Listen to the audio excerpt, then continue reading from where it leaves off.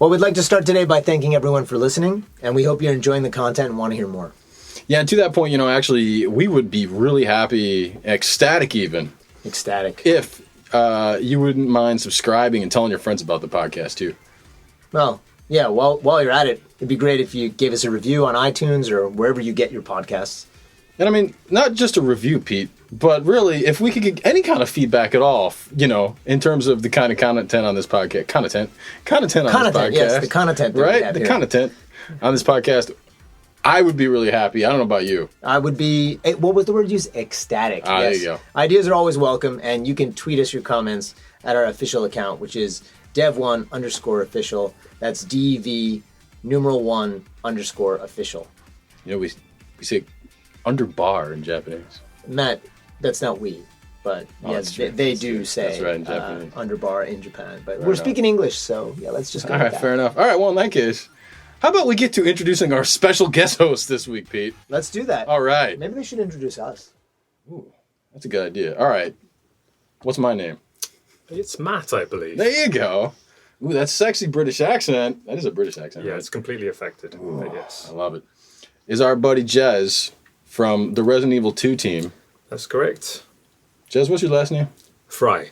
I knew that. Matt, you're not. You got to do your research before you start the podcast. No, I knew his last name was Fry. You did? He's the art director of Resident Evil 2 Remake, Pete. Of course I know his last name. It's not Remake, Matt. That's not an official name. All right, well, you know what? I'm on Devil May Cry, so.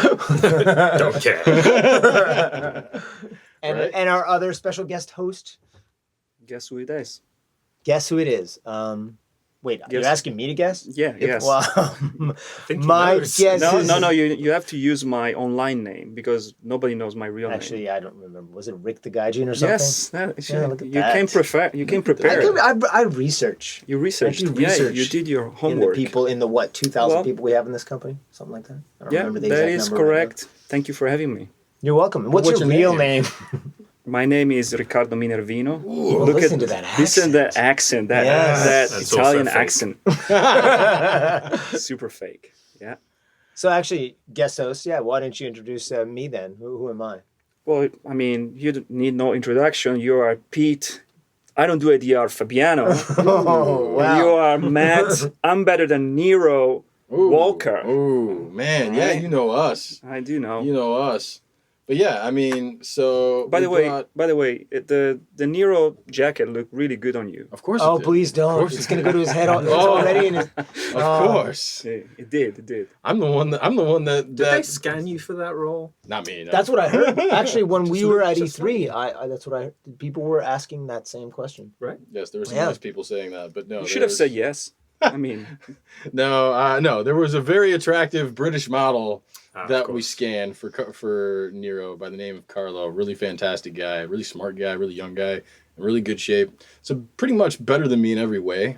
I hear man crush right here. Hey man, he's an attractive guy. He is a very attractive man. But enough about DMC. We're here today to talk to our buddies that are working on Resident Evil 2 Remake, which is what I'm going to call it. Would you stop calling it that? And we've already established that Jez is the art director, but Ricardo... Yeah, what am I? What is this a philosophical question? Yeah, that's I haven't figured it out yet. Well, I mean, officially, I am a senior character artist and CG supervisor, whatever that means. Ooh. Oh, nice. That's a nice title. Well, I mean, I guess sounds important. It is a very important role depending on what it means in which company. I think some people or some companies look at it differently, right? CG supervisor has quite a very large role. Supervisory. Yes. I'm supervising myself, but okay. And that is a huge role, right? Well, are you looking after assets?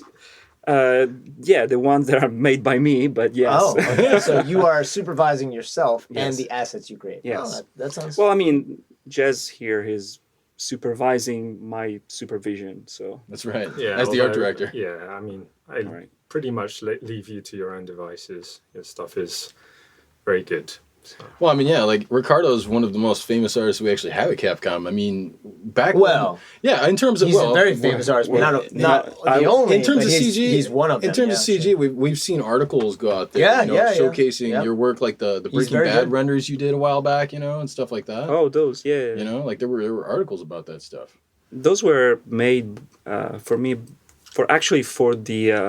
for entering in this company. I made that for a portfolio. I didn't. Yeah. Oh, that's cool. I didn't know that. I want to get more into that, actually. I want to talk more about your histories. As guest host, Yes, absolutely. Yeah. I mean, I'll allow you to you're gonna, ask those questions. can I ask these questions? Yeah, absolutely. Yeah, Let's start with the art director, which, I mean, a lot of people surely wants to know. Who is this famous guy that is art directing? That no one's ever heard of. We've heard of you. Well, you got that's quite a what history. counts, right? It is. I do have You a really history. do, man. Let's start from the beginning. Where were you born, Jazz? Tokyo, actually, in Roppongi. Really? Actually, No I did not kidding. know No that. boogie. Wow. Yes. Okay, so you're Japanese.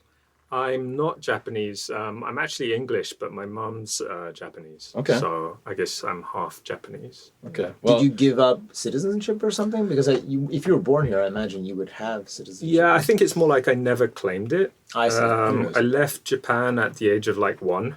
Oh, wow, And, okay. I yourself? don't think there was ever a... Yeah, I'm pretty independent. There was never really... I don't think it was a discussion to give me Japanese citizenship, so... I only really got interested in Japan in general when I was a teenager. So, okay, interesting, huh? I mean, you always had that cultural background. You just kind of didn't care about it until you became a teenager, and then all of a sudden it was... I mean, I wouldn't say I didn't care about it. My grandmother was Japanese on my mother's side, of course, and I just remember, like, a lot of my childhood memories are from Japanese toys, Japanese manga, anime, and stuff like that. Kinniku Man and Doraemon and all of that stuff. And I'm pretty sure that had a pretty deep, lasting effect on my psyche. Interesting. But you grew up in Britain, right? Britain and France. Interesting. Yes. Wow. So you speak French too?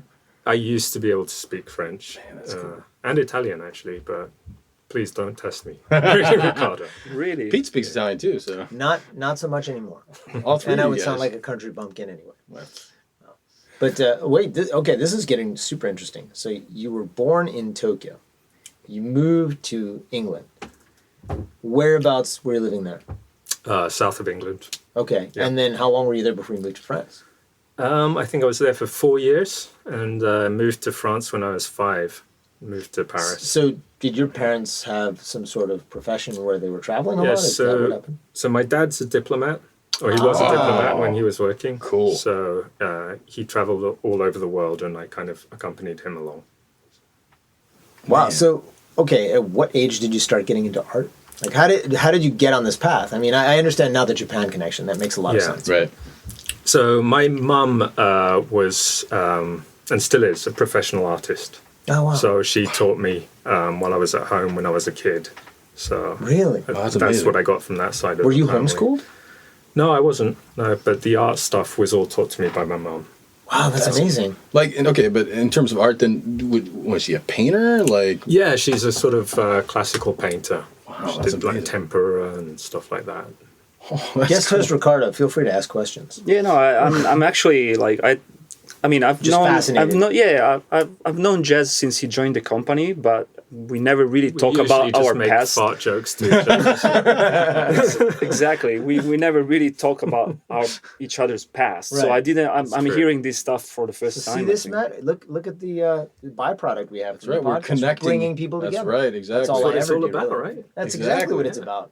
Exactly. But it's still confidential. Yes.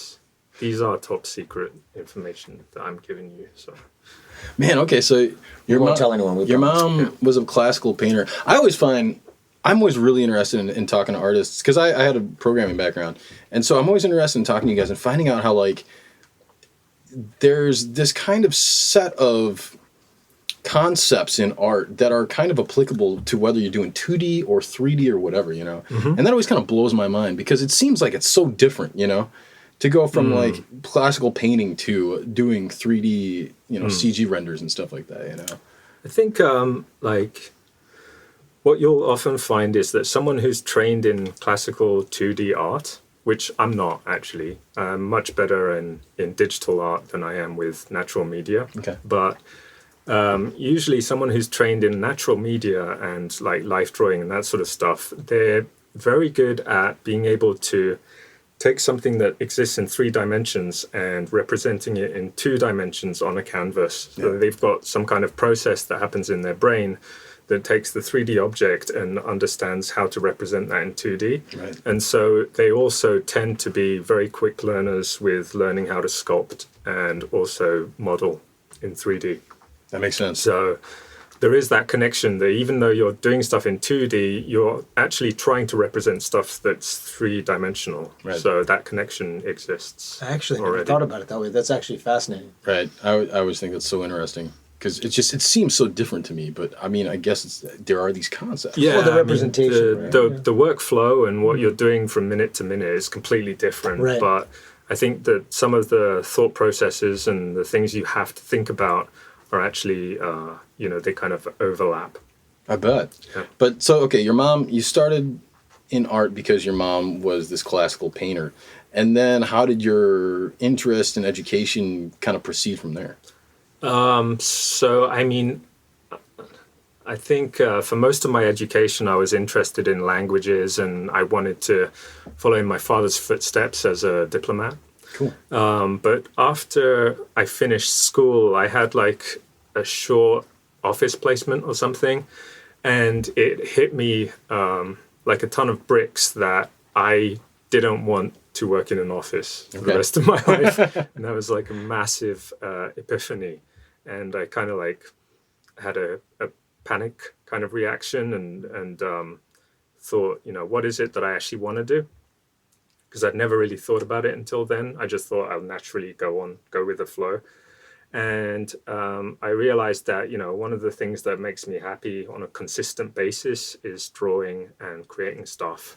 So I decided to try and become a comic book artist. Oh, wow. Because at the time, how old are you about this? I was about 18, Okay. 19. So at the time, I guess it was the 90s. We didn't really have much internet and stuff like that. So I didn't even know there was a job called a concept artist. I didn't know that the games industry needed artists and stuff. I thought the only way you could make money as an artist would be comic books. Right. Because I liked comic books. So that's the path I decided to try and go on. Okay. So what happened then?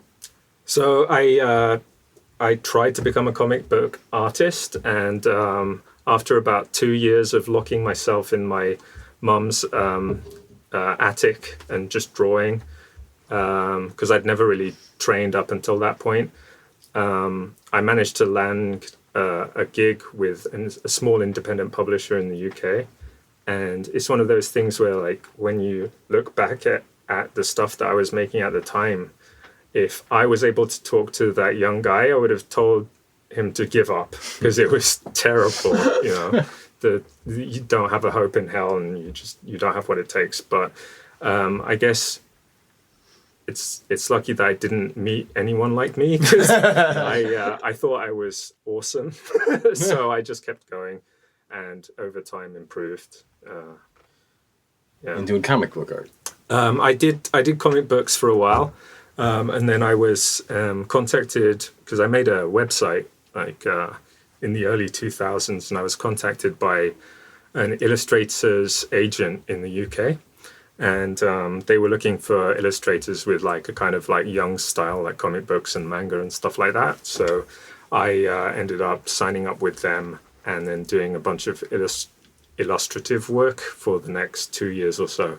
Okay. And that was great because it gave me a ton of working experience, and suddenly I could, pay the bills and stuff like that. So that was very lucky. So you were living alone at the time?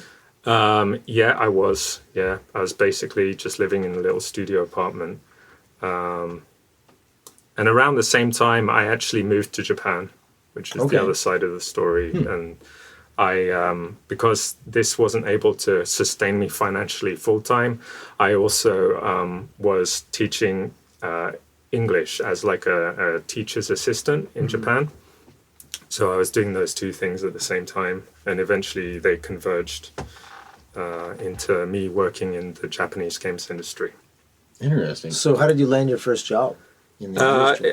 And I guess your first job was in the Japanese games industry. Yeah, so that came quite a lot later. But during my time in Japan, I had a lot of buddies who were in the illustration industry and stuff like that, and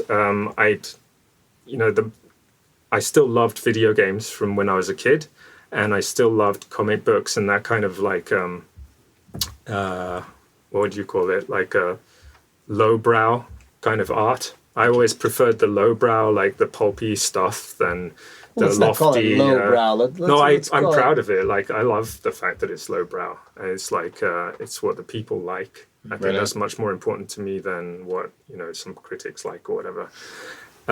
And so I knew some people from the games industry, and they introduced me to some of their friends. And eventually I got to work in a Japanese games company. Which one was that? Can you say which one? It was called Genius Sonority. They were a kind of child company of the Pokemon company. So we did some like children's titles, some Pokemon spin-offs and stuff like that. Wow, interesting. Yeah. Huh. And had you already been speaking Japanese your whole life then, or? So, like, I didn't speak Japanese at all at home when I was a kid. Okay. I only really started being interested in Japan when I was about 17 or so. Okay. And I came over here a few times, and I got interested and decided to like start learning it. Okay. And so I learned Japanese basically as an adult. Right. Yeah. Right.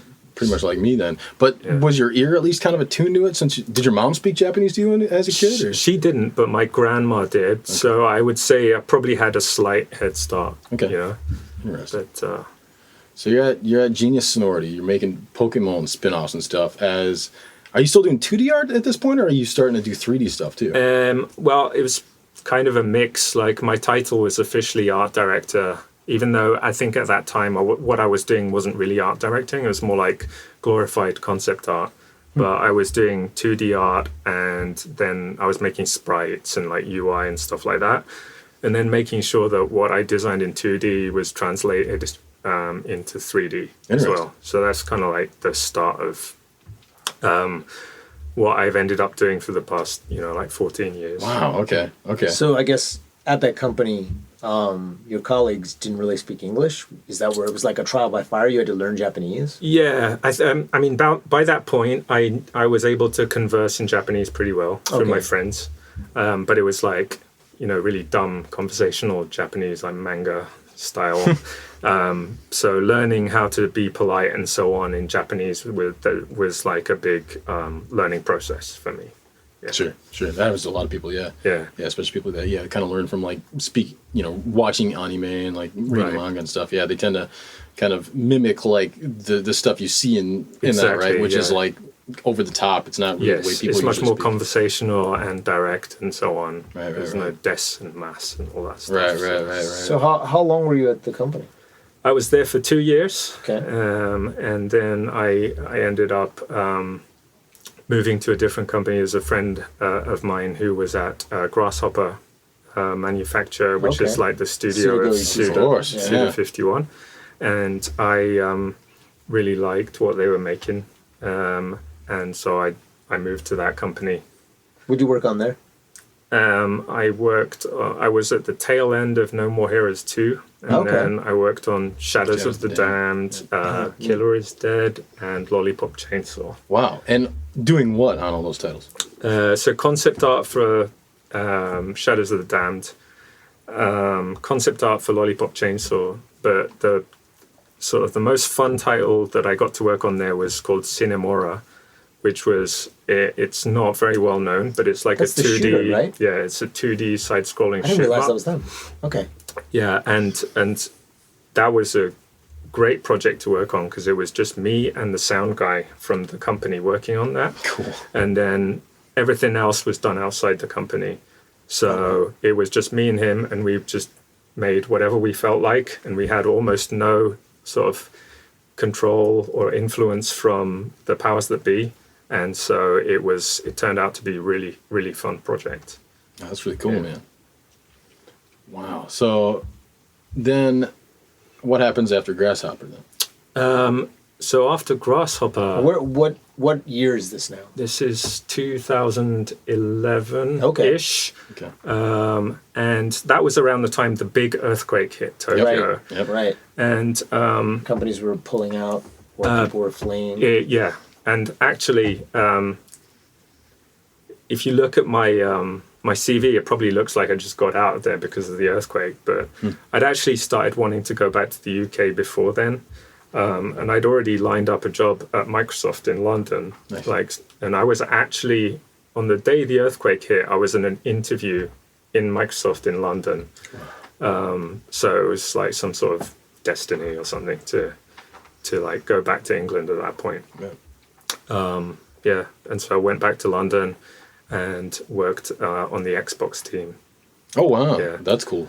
It was cool, but I would say like creatively, Grasshopper was way more interesting. That makes sense. So Microsoft is a great company to work for. They're very, very good to their employees, and yeah, they take care of you. But creatively, obviously, it's a lot more geared towards making profit and so on than almost an indie company like Grasshopper, with a kind of like maverick, crazy, creative studio head.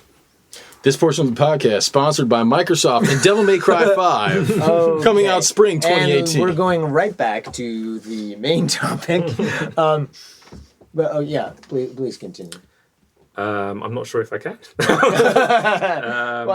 But so overall, it was a fantastic experience, you know. And you're talking about Microsoft proper here, right? Because they have a lot of partner studios. Yeah, right? no, we were a studios that first actually party, official Microsoft London offshoot of Microsoft from Redmond.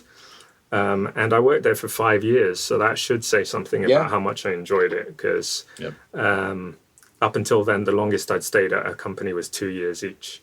But so I stayed 5 years at Microsoft, and it was a really good learning experience.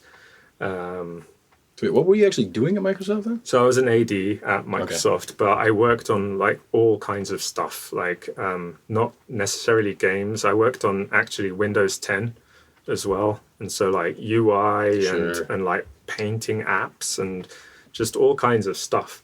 So it was really a great learning experience. And I not only learned about sort of like creative stuff, but also about, you know, all kinds of useful stuff like office politics and all of these things, and how to sell yourself and stuff like that people might not appreciate how important it is as an artist to learn about that stuff.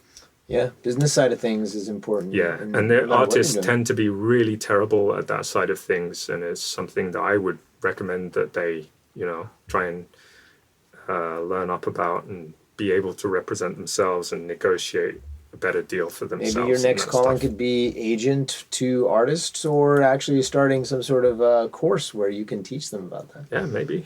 Yeah. Who knows? I mean, there's certainly a market there. If you people know that they need it. The problem is it doesn't involve drawing zombies. So that is the thing. It's not for me. Fair enough. Yeah. So after 5 years in Microsoft, what happened? After 5 years at Microsoft, I honestly grew bored of like working on cool projects with really fun people and nice people for a great company, but you grew bored of working with nice people. So yeah, the way I've said that makes it sound like a really stupid decision. No, I totally understand. I am a nerd, massive nerd. Like you guys have, I mean, you've seen my desk, and that's only the tip of the iceberg. Well, can you explain your desk to the people out there? There's a computer hidden amongst the figures. Yeah, so I have a lot of toys, and you know, anything that's nerdy, I'm probably interested in it. Like today, I've been looking at bidding on a CRT monitor for my retro gaming stuff. So, like, I'm really like, you know, I'm super deep into that sort of stuff, and as cool as it is, like, you know, almost shaping the future of computing with Microsoft and like working on cutting edge stuff like that. At the end of the day, I'm happiest when I'm working on like stuff that would make my 15-year-old self happy. which is kind of like zombies and Well, I mean, you're clearly just an that artist, sort of stuff. and you enjoy the craft and what goes into making games and the interesting stuff around the art design. Yeah. So, I mean, it's very apparent. So I got that chance to get back into the games industry proper. I moved to China because my wife's from China. Wait, where did the wife come from? She just materialized in the story. At some point in the story, and my kid as well. So they materialized at some point, which I was very happy about. Excellent. Wait. You told me that you bought them both on Taobao. I told you not to bring that up. Sorry. I gave you a cheat sheet and everything. Sorry. Matt, mark this down. We should edit this. Like, just cut this bit out. Just keep it in. Of course. No, seriously, cut it out. Seriously. Okay, sure, of course. So I moved to China. So that would, first of all, to give my wife an opportunity to have a job and work in China and sort of like be back home again. And also for me to learn more about her country and her culture and stuff. But also I had a friend at Virtuos, which is a big outsourcing company in Shanghai. Right. And I applied for a job there and got a job there as an AD. So I stayed there for a while, but unfortunately, I mean, I was having a good time there, getting to work on loads of really cool projects, but especially my kid, I was really worried about the air quality. And so it became apparent after about 10 months that I was going to have to try and get my family out and try and move out. Right. And I just thought, what about going back to Japan again, for the first time in many years. And so I kind of like dusted off my really rusty Japanese and applied to a couple of Japanese companies through some friends of mine in Tokyo who'd started an artists agency for the games industry. There you go. So that's how I ended up applying to Capcom, which was like, it was like a pipe dream for me because, growing up, this may be pretty obvious from what I've said up until now, but like I was a really huge Capcom fan. And some of the old school Capcom artists are, without them, I wouldn't have wanted to, I wouldn't have got the idea to draw for a living. And, it's like that classic, that inspiration that made you into what you are today. And it was that love of old school Capcom that made me want to work here. And makes me like happy to come to work and stuff every day here. Sorry, I step in. I have a question for you. Like, you're talking the guest host. Yeah. Right. Okay. And me too. Right. Yeah. So, you're talking about this Capcom artist that inspired you, but did you actually meet any of them now that you're here? That's a great question. Yeah, and you know the answer to that, so that's why you're asking it. But intentionally, I haven't. There are a couple of them that are still left. A lot of my really favorite artists have actually gone freelance and so on, like Nishimura Kino and some of the great Street Fighter artists. Right. But there's a couple here like Ikeno-san, He's on 11. who is like Street Fighter 4. So you haven't met him yet? So the thing is with that is that when I was a teenager, and I still do, I really loved punk music. And one of my favorite bands was a band called NoFX. Okay. And I took my little brother to a NoFX concert in London one time. And I was lucky enough to be able to talk the bouncers into going backstage and taking my little brother and talking to. How did you do that? It's because my at the door or something? Yeah, I mean, I didn't have to grease his palm, but he was a nice guy, and my brother was so young that he wasn't actually allowed in the concert. But the guy was like, "Oh, it's cool that this kid is into punk, and you should go backstage and meet him." But actually, I went backstage, and the singer of NoFX turned out to be a bit of a dick. Okay, that makes sense. And it's like, I wish I'd never met him. Right. Because I really love the guy's music. And I'm sure it's probably just because of on that day, like maybe he'd had a bad day or whatever, because I've seen him plenty of times on YouTube or whatever, and he seems to be a cool guy. But that really ruined my fandom of that band. That makes sense. And I really don't think that like my favorite artists are going to all be dicks, but I just don't.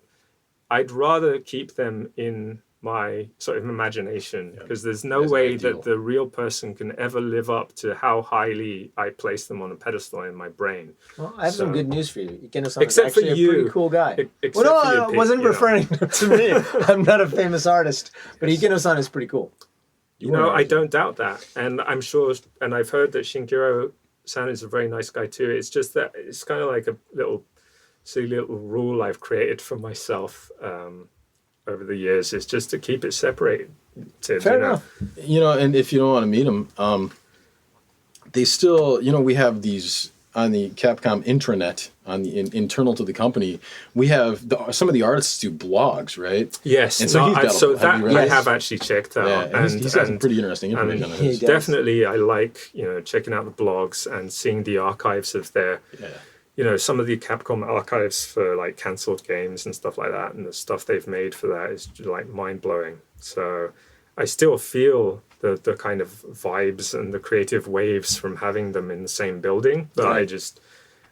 I think someone's creative persona is different than someone's sort of like physical persona. Yeah. I just don't really want to mix the streams, as it were. I can respect and understand that, especially as you mentioned, putting someone on a pedestal. Yeah. When you meet them, it's really hard to live up to your expectations. Yeah, I mean, of them, right? Another of my favorite bands growing up was Guns N' Roses. So I'm pretty sure that I would want to meet the singer of that band. So. Good old Axel. That makes a lot of sense. Yeah. Yeah, I met actually one of my favorite Japanese bands is a band called Gagaga Special. Okay. And one of the guys that works in sound here, his name is Kishimoto-san. He used to be their manager. All right. So I was like, "Oh, you like Gagaga Special? Sure, I'll take you on one of his shows." And I met him backstage, and like, Kishimoto-san's like, "Oh, hey, look, this guy's a fan of yours." And like, I didn't want to bother him, so I was like, "Oh, hey, but yeah, you could tell they were kind of like, what's going on? Yeah. Like, why is this guy here?" Yeah. Well, shout out to the sound team, since you mentioned them anyway. I mean, they've been really supportive of, actually, even this podcast. Yep. Actually, Kitagawa-san, one of the sound guys, he actually created our theme song. So, That's right. Yeah. That's right. Do we have theme songs? Wait, I thought you listened to the podcast. I've been listening to it all week, man. I missed just the one with the theme song. I'm sorry. Which is all of them, right? Well, to be fair, there's only one, actually. Yeah. Gotcha. Because the first episode had the theme song. The second episode had Devil Trigger. That's right, Devil Trigger. But we're not going to talk about DMC5 this time. All right. We're going to go back to song, Resident Evil. I like that It song. is an awesome song, actually. And it was pretty awesome last week to speak with. Wait, so we need to know how he ended up here. That's the end of the story. Well, that was it. Like, I was introduced by my friend who had an agency here, and I applied here and managed to trick them into accepting me into the company. Well, I think you're being modest. It's certainly based on your ability and your history and your experience. As someone that's hired on as a art director, there's probably a little bit of modesty there, I would imagine.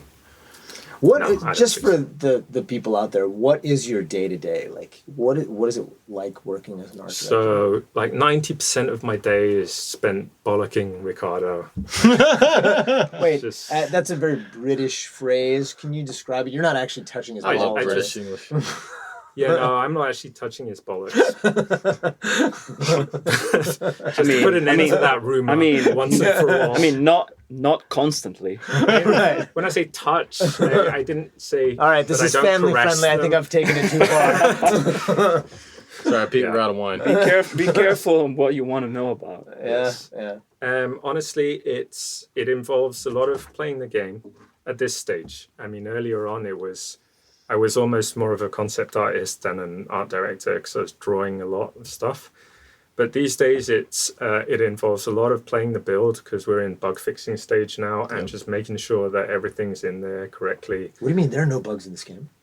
Yeah, I'm not fixing bugs as such, but you guys are, right? Don't you guys? I mean, course. that's when you guys are in the stage. You guys are looking to see, like you said, does everything look right? If not, it's a bug and it has to be fixed, right? That's exactly right. And it's great that the whole team gets to do it's fine polish, and we're lucky to the opportunity to have like this much time to fine polish something. Yeah, That we're yeah, not scrambling absolutely. to like, put out fires and stuff like that. We're able to put a bit of polish on the game. We were actually discussing this early today about the color grading of the game, and that's something that if you haven't took part on it directly, like Jess did, many people wouldn't realize if there's a problem or not. So he absolutely need to play the game and see if every area has the appropriate color grading and the appropriate settings, light settings, because many people might just play the game and not realizing that that's not how it's supposed to look, but he knows it. So well, that's they're not strictly important. speaking bugs, right? They're not glitches. They're not like malfunctions. They don't affect gameplay.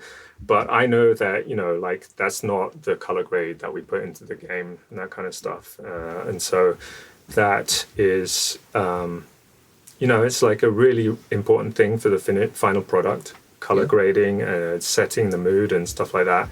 And so that takes quite a lot of time to do it correctly. The only one looking at that? Do you have other artists, or are there other art directors as well? There's legions of QA testers, artists. Everyone's playing the game right now. Right. The directors, the artists, the leads, the seniors, and everyone is playing the game. And everyone knows their area of the game, so they know if that's not incorrectly. Like I wouldn't know, for example, if there's a piece of VFX that's not behaving quite like it should. Right. Like I'd be able to ask the question, is it supposed to be like that? But the only person who knows how it's supposed to be is the person who created it, for example. So it's very important for, all hands on deck at this stage. So before we get too much into RE2, because then with RE2, I think we can have both of these guys talk, together a little more about it. Maybe it's time to hear our buddy Ricky. Ricky Rich. Ricky Ricardo. Ricardo. And wasn't he on I Love Lucy? Ooh. What? I was going to sing the theme song, but I don't know if I remember it correctly. You don't know the TV show I Love Lucy? I Love Lucy. I have no idea what you're talking Italian, about. Pete. I'm Italian. We don't know anything. not like that. I meant like nothing about American culture. What are you talking about? Yeah, you guys talk amongst yourselves. I'm going to do a little Google search for you and show you. Okay. But, all right. So how about your story, Ricky Ricardo? Yeah. What do you want to know? Well, I mean, I want to hear from the beginning. Crimes. Yeah, leave out the crimes. I just pop up here. One day I just popped out here. Boom, bada bing, Capcom. There you go. Boom, bada bing. Hey. Yeah, there you go. See, I know the Italian. Oh, God, Pete's going to kick my butt later. Well, where were you born? I was born in Milan. Ooh. They make cookies there, right? No. Those are mint Milanos, and that is very American. Those are good. Yes. I was born in Milan. I have always been interested in artistic things since I was a little kid. As long as I have memories, I always loved to draw and doodle. Cool. I remember telling my mom, probably one of my earliest memory, I think it was like when I was like 2 or something. I told my mom I wanted to draw for a living. That was the thing that I loved to do the most, just drawing. The fact that you had the idea or what you understood what the concept of a job was is amazing. And the fact that you actually now do that. That is amazing. I to be honest, I feel very lucky because pretty much every other people that I ever met, growing up, at some point they had to decide what am I going to do when I become an adult. And I feel lucky enough that I always kind of knew what I wanted to do, and it had something to do with either drawing or some art. I always had some pencil or like, I always had some pencil, and I always doodle. I spent the endless summers of my childhood with barely no friends, just me on the beach drawing and doodling things that I liked. So I pretty much You're painting a very pretty picture here, though. Right? It's doodling. It sounds pretty idyllic. Right. I mean, I had a lot of when I was a kid. I had a lot of free time. I didn't have too many friends, so I just spent most of my time just drawing. And why didn't you have friends, man? Well, because I knew so. Was it a personality problem? Because I guess people hated me. I don't know. We like you. Okay, thank you. I love you too. I'm just kidding. I know why you didn't have friends. But... Oh yeah, of course. And so it's the BO, isn't it? I wasn't going to say. You don't have BO, do you? I don't think you have. Go on, keep going. Right. So growing up, obviously after middle school, the obvious choice for me was to go into art school, which is notorious for being this type of school that people that doesn't want to study anything, they just go there, right? Wait, can you talk a little bit about the Italian education system? So you said after middle school, you went to art school. So yeah. You don't have to go to high school then? Is that... No, that was high school. High school was a...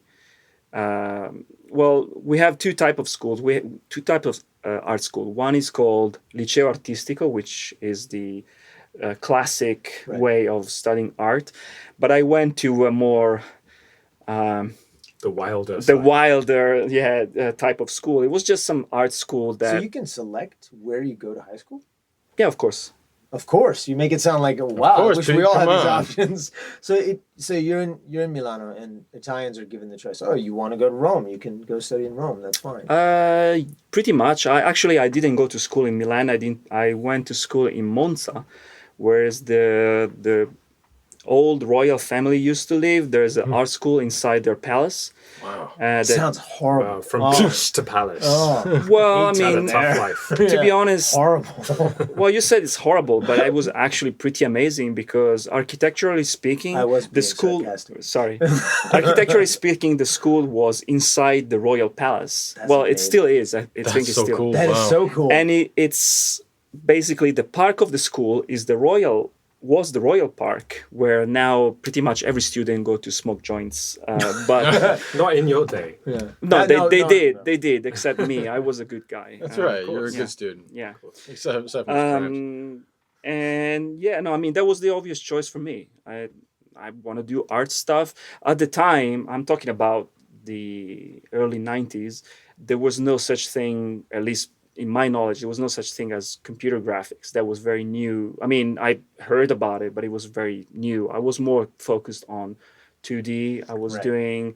I grew up, obviously, like probably many of us, just, watching Japanese anime and reading manga. But I think, and I was very influenced here, by it. But, I've traveled to, because my family is Italian, I've traveled to Italy quite a number of times, but it just feels like you're walking through a museum wherever you go. It's just so beautiful. Compared to the States, yeah, man, no doubt. Well, I mean, there are some nice places in the States, but I mean, if you go to, like, let's say Florence, I mean, the whole place is a museum, right? Yeah. So you have all of that around you. Well, Italy is renowned to be, the country of art. I mean, so many incredible artists in the 15th centuries. We had all the most incredible people that every time I go to a museum now, not when I was a kid. When I was a kid, unfortunately, I wasn't as interested in the past type of art. But now, Dragon Ball anyway. Exactly. but now, every time I go to see a museum and I see one of those masterpieces, I'm just like, my mind cannot even starting to comprehend how that was made like so many years ago, and it was like that's also witchcraft. It's also really nice how all these different countries from around the world donated all of their art to Britain to put in the British museums, right? Yeah. I don't speak for my country. So I don't know what you're talking about. You've been absent for quite a while. Yeah. It's been a while. Mate, well. Right. Man, but yeah, I know what you mean. Like, I'm not even an artist, and I mean, yeah, you look at classical stuff like that, and it's amazing. It's amazing, yeah. Unfortunately, my opinion of Italy today is not as good. Okay. I think we've lost a lot of talents. Well, that's something we have in common, right? So Britain and Italy. Yeah. But the past, the Italy in the past was incredible. If you'd like to hear a political offshoot of this podcast, let us know in the comments. Oh God! No, we're not doing that. No. Sorry, go We're ahead. gonna need more alcohol. What else? Basically, after school, after my 5 years, I don't know if that's common, but I had 5 years of art school. Is that common in the United States or UK? Do you do 5 years of high school? You do have... No, I think it's about 4 years. 4 years? Yeah, and the same for us. Art school is generally after high school, though. So what you end up doing is, instead of, let's say you go to what they would call a senmongakko, or like a specialty school or a specific art school in the States, right? Instead of college, or some colleges have art programs. Yeah, I didn't go to college. I stopped working. I graduated high school. We had some sort of graduation project, and my funny enough, my graduation project was a Japanese-style manga that I drew, colored in Photoshop. That at the time, I'm talking about 1996. Wow. So back then, Ghost in the Shell. right? But back then, coloring anime manga with Photoshop was something that, at least in my school, was pretty rare. Nobody really knew. We didn't even have a computer class or anything like that back then. And then about a year later, I think it's pretty famous. There was a gaming magazine called The Game Machines. Okay. Is that Italian only, or is it famous worldwide? I've never heard of it. You never heard of it? Game Machine. I think I've heard of it. Okay, well, there was this magazine. It was one of the most popular magazine back then. And it was summer, and I was just, on the beach, just doodling like I always did since I was a kid, and browsing through this magazine. And I saw this tiny little article. There was this game company in Milan. They were searching for artists. And at first, I just dismissed it. I was like, yeah, well, I mean, come on. I don't know anything, What are the chances that anyone can possibly be interested? But then I thought, well, I mean, I have nothing to lose, right? Just send them some stuff. So when I came back home, I prepared a bunch of 3D stuff. By the way, at that time, everything I knew about 3D modeling was self-taught, because I had nowhere to learn. No one, exactly. Yep. So YouTube. There was no YouTube. There was no, exactly. So it was self-taught, and I sent in my stuff, and I actually forgot about it. I sent them, and then I was like, okay, whatever. And I believe like 2 or 3 months later, I received, actually my mom called me, and she said, I received a phone call from this company in Milan. They were asking about you. They wanted to do like an interview. And I was like, oh my God. Like, it was like I won the lottery at that point. It was like, I couldn't believe it. I couldn't believe it. Like, are you serious? Is this a prank or something? Right. And so I did my first talk. I went there. They interviewed me. I did my first interview. And a few months later, they hired me. I was 19. So that was my first job. That was 1997, was my first job ever to a gaming company. And it was unbelievable, to be honest. It was something that, to be honest, it was so rare. I didn't know anyone that worked in a game company. Sure, yeah. We are talking about, 1997. You knew the Japanese companies. Right. But like, I found out there was this one in Milan that was specialized in racing games. And the first video game that I worked on when I joined was called Screamer 2. Was a rally game for PC that was basically a response for Sega Rally. Sega Rally was worldwide acclaimed, and we made our own version, and it did pretty well, and that started my career in games. Obviously, I started, like everyone else, I started as a junior artist, so I was doing pretty much everything that was needed. Wow, so modeling cars, texturing cars? So, if I remember correctly, in the very beginning, I was mostly a texture artist. Okay. Because keep in mind that in 1997, the 3D modeling tools that we were using were Softimage, that was already established software, but like 3ds Max didn't exist. We had 3D Studio. That was the one running on MS-DOS that didn't even you couldn't even spin your model with the mouse. To spin the model, you have to use the arrow keys on the keyboard. No kidding. Okay. Yeah. Wow. That was. So it's a digital spin. It was not a fun experience. I did have a copy that was provided me by some shady people. You obtained it somehow. I obtained it somehow when I was in high school. So that's what allowed me to start learning on the software. It was pretty fun, and obviously when I started working, my ability increased exponentially, because you start working with people they're professional. They already know how to use this software. They're already making games, so I've learned so much. And I had a mentor actually that today he lives in New Zealand and he works in Weta. Wow. So yeah, he taught me a lot. So shout out to him. And Good, give him a shout out. Say his name. Is Marcos Pitoni. He is he is very great artist. And I worked in that Italian company for 11 years. Wow, okay, I didn't realize it was that long. I worked for 11 years. Okay. So that brings us all the way to 2008 then. 2008, that's correct. Math. Yeah, baby. So prior to that, in 2005, I came to Japan after a lifetime of, being influenced by Japanese anime and manga, obviously, like many of my generation. So I came to Japan with friends for the first time in 2004. To that point, since you mentioned that, I think Japanese animation has been quite big in Italy for quite a long time. It was huge. I remember every time I traveled there, I'd see it on TV, and not just one show, but like tons. No. There was absolutely, like, my childhood was shaped by Japanese anime. And there were some really obscure ones, like what was it? The something pescatore. That was a big one, right? Jig, Kotetsu Jig. He was very popular in Italy, and I was shocked actually to learn that in Japan it's not that known. Such a big deal. No. It's there was one about a fisherman.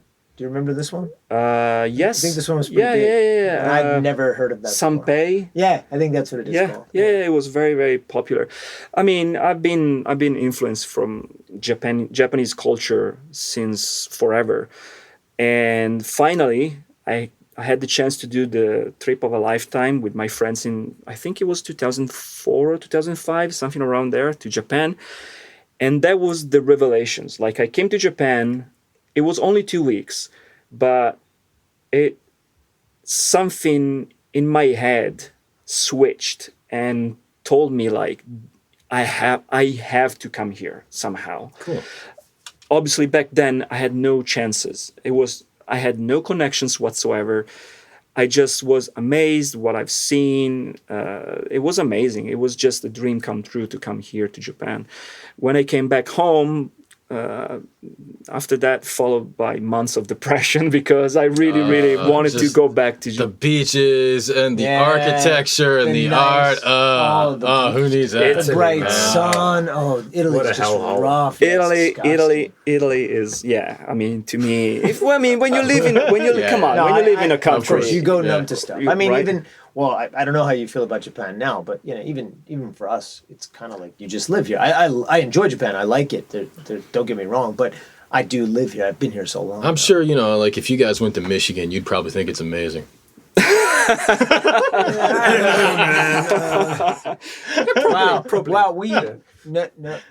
No disrespect to Michigan. I've never been. I'm never from there, so that tells you something. Well, Michigan has some handsome people there. Oh, no. We're not getting Nero from Nero from DMC5 is from Michigan. So. That's right. I believe his name is Matt Walker. No, right? Yes. Carlo Baker. Yeah. Anyway, where were we? Sorry. So you were trying to get to Japan. And you were disgusted by how horrible Italy was. Yes.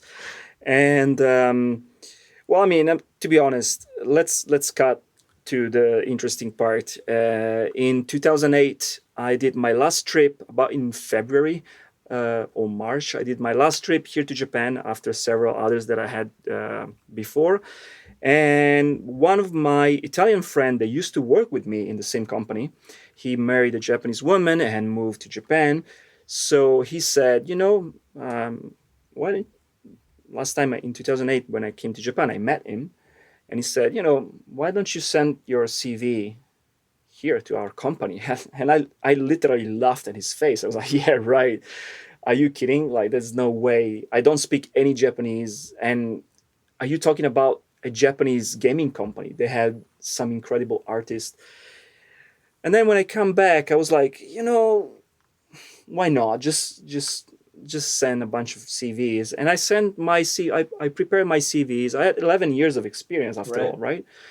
And I made my CVs and I sent it to over 90. I went to Wikipedia. I had all the list of as many Japanese gaming companies I could find. Interesting. and I sent them to over 90 companies. Wow, Nice. That's dedication. I sent nice. 90 Play the over numbers game. Yes, Yeah, that's good. That I makes sent sense. 90 CVs. I got 2 replies. Wow. One from, you guessed it, was Grasshopper. Oh, right. Yes, Yeah. okay. Grasshopper. They Clearly, I said left such a good impression. right. This guy's pretty Grasshopper forward-thinking. replies was more like, if you ever come here, in the future as a trip, come to visit us. We can talk. That's very positive. That was good. Want to make sure that you're not like me. Exactly, I exactly. got burned once. Right. Well, they didn't know about his criminal record either. Right, so. right. And the other company was Kyoto-based Q Games, where my friend was working, even though my friend swore that he had absolutely, he didn't tell anyone about it. He was a programmer. And they replied to me and they said, the stuff you made seems kind of interesting. Would you be available for an interview with Skype? And that was pretty much the only real reply that I got. I couldn't speak Japanese, so my CV was in English. Right. And Yeah, that's I guess probably why. exactly, Yeah. the majority of companies Right. just didn't. So yeah, I did my interview with Skype, and I was incredibly nervous because back then my English was non-existent. I never needed it to speak English when I was working before in Italy. So Wow. I improvised some English. I actually panicked during the interview. Like, they asked me some question and I didn't understand what they asked me. And instead of asking them, like, can you repeat? I just, my brain went in tilt. I started doing like, and but they were really nice. They said, oh, don't worry, calm down and, take a big breath. And we're having fun here and whatever. I gotta be honest, I've always made the assumption that you had spoken English from a young age. Right. I didn't realize that. No, absolutely. Because your English is so good. Right. And not only that, but I mean, you also speak Japanese, so you must have a gift or something because you can speak languages and art on top of that. So I mean, both of you. It's more. Thank you, but I think it's more because of necessities. I needed it at the time. I needed it to speak English. That was vital to have any chance of being accepted, of being in that company. So I did my best, but they were very nice. They were very friendly.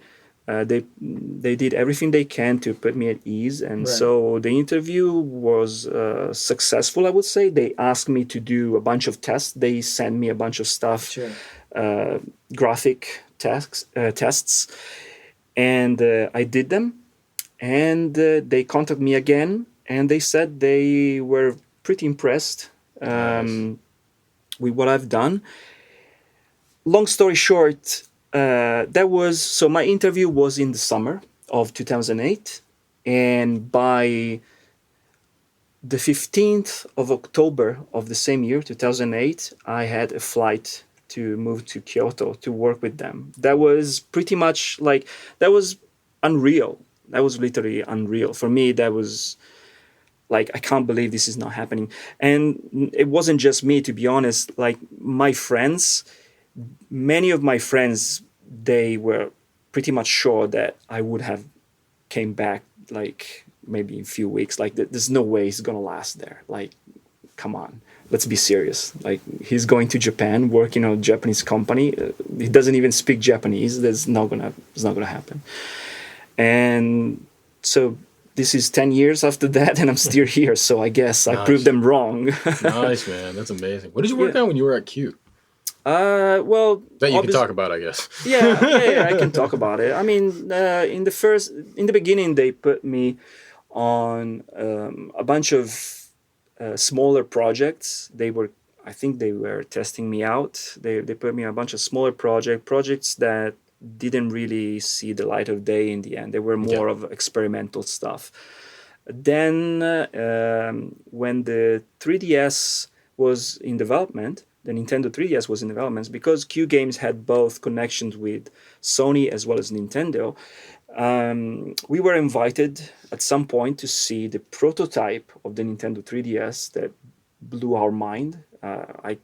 When I saw it the first time, it was actually a modified Wii that had the 3D display. And so after that, we started working on Star Fox 3D for 3DS. Cool. I don't know how many people knows, but Dylan Cuthbert, the CEO of Q Games, he was the creator of the original Star Fox, was the guy who implemented 3D graphics. Yeah, Image Giles, right? Yes, yeah. Exactly.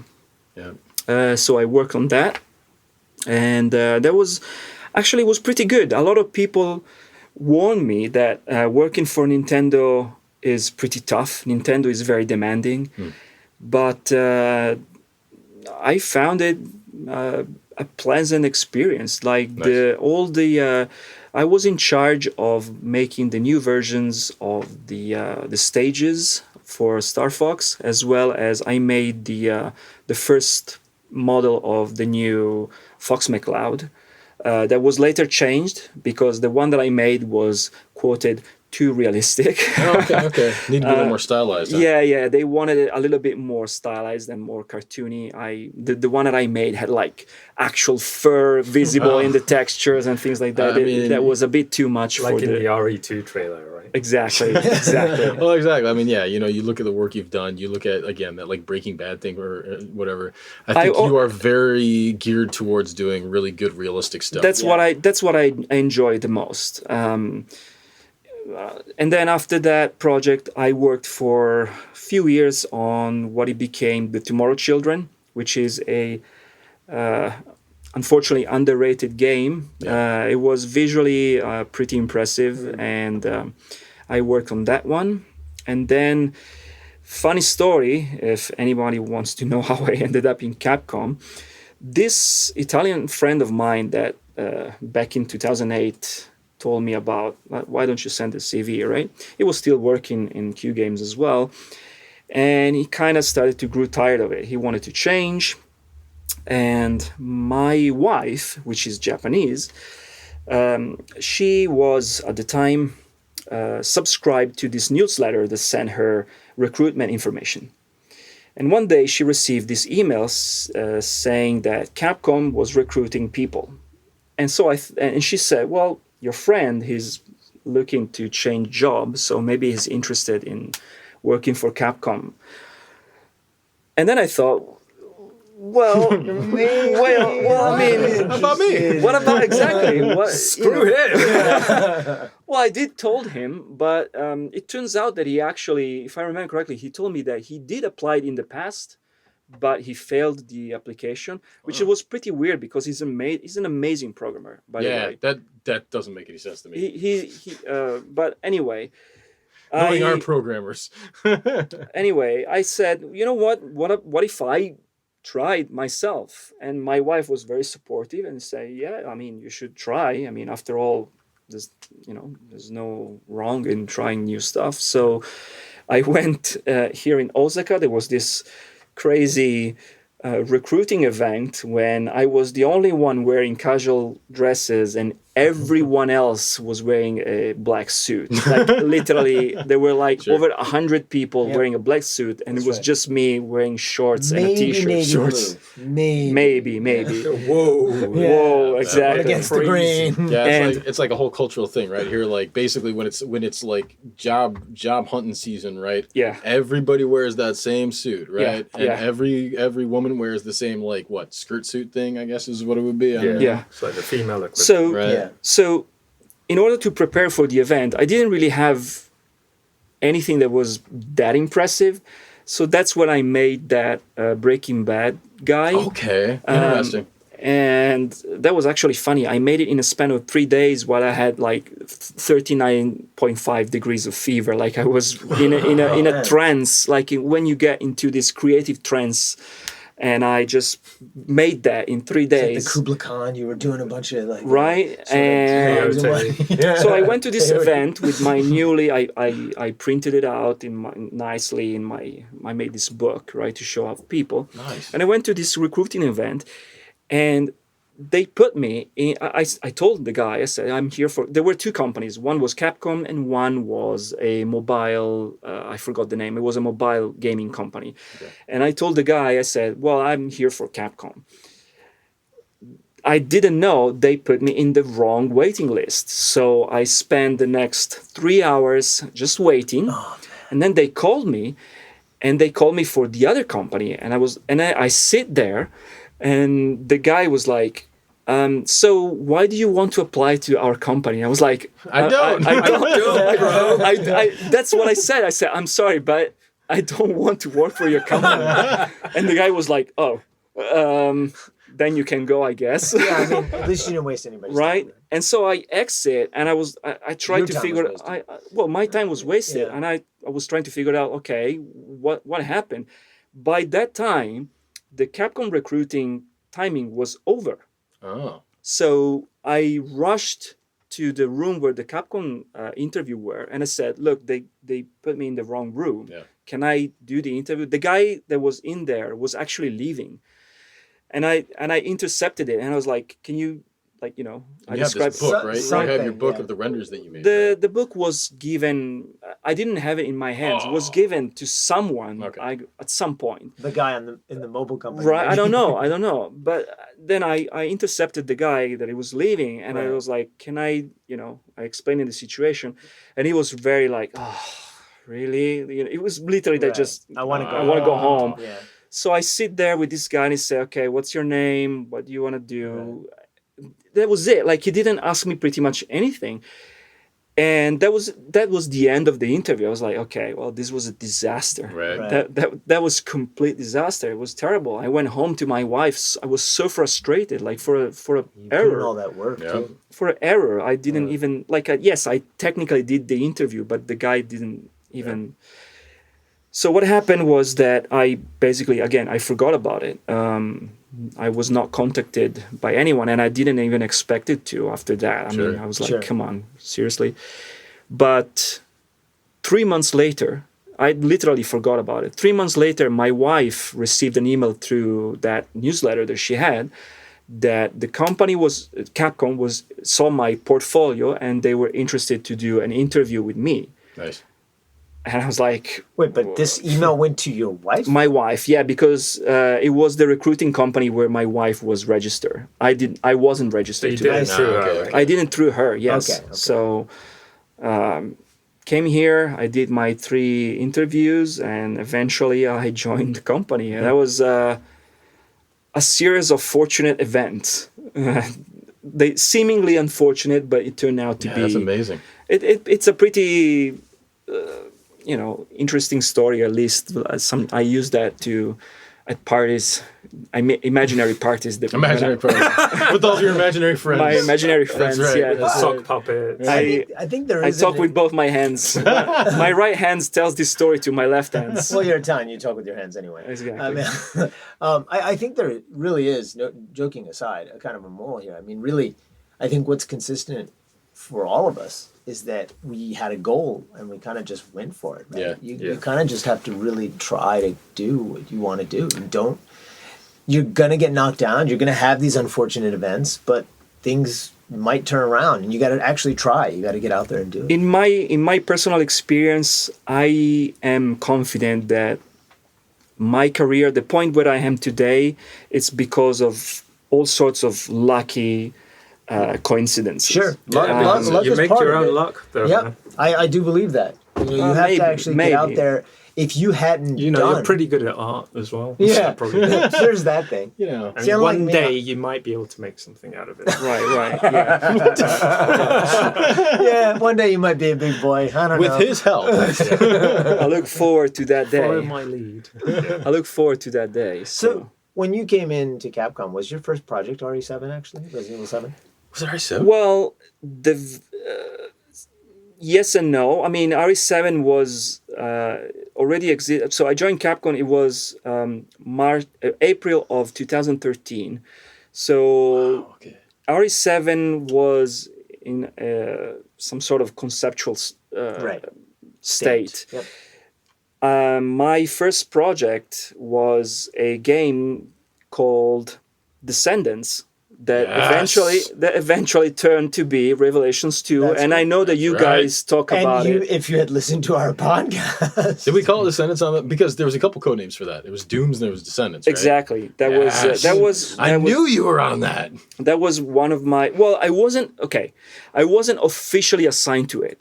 When I joined the company, they didn't really know what to put me on. Yep. So they were pretty much like, do some cool stuff, right? So what I did, I took some of the low poly environment of the game and I did some fairly realistic rendering, put in some lighting and stuff. And I showed them to the, at the time, art director of the game. And he was pleased with the result. And they actually used that in all the documentations that went, all the documents about the game, they were using those screenshots that I made in my first month. Actually, fun fact, this is kind of weird, but my first day was April 1st. I came here.